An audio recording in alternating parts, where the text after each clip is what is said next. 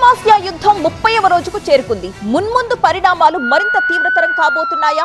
దీనికి సంబంధించిన breaking update చూద్దాం. అమెరికా అధ్యక్షుడు ఉపాధ్యక్షుడి మాటలు చూస్తుంటే మున్ముందు పరిణామాలు ఎలా ఉండబోతాయన్న ఆందోళన ప్రపంచ వ్యాప్తంగా నెలకొంది. పశ్చిమాసియాలో ఎప్పుడు ఏం జరుగుతుందో ఊహించలేకుండా పరిస్థితులున్నాయి. ఇరాన్ ప్రభుత్వాన్ని పూర్తిగా బలహీనపరిచే వరకు ఈ పోరాటం కొనసాగుతుందన్నారు అమెరికా ఉపాధ్యక్షుడు జేడీ వాన్స్. మిలిటరీ ఆపరేషన్ ని మరింత కాలం పొడిగించే యోచనలో ఉన్నట్లుగా అధ్యక్షుడు డొనాల్డ్ ట్రంప్ కుండబద్దలు కొట్టేశారు. క్రూడ్ ఆయిల్, గ్యాస్ ధరలపై అమెరికా ఉపాధ్యక్షుడు జేడీ వాన్స్ కీలక వ్యాఖ్యలు చేశారు. మధ్య ప్రాచ్యంలో పరిస్థితి వల్ల ఇంధన ధరలు పెరుగుతున్నాయని, ధరల పెరుగుదల తాత్కాలికమని, త్వరలో ధరలు దిగొస్తాయని అన్నారు జేడీ వాన్స్.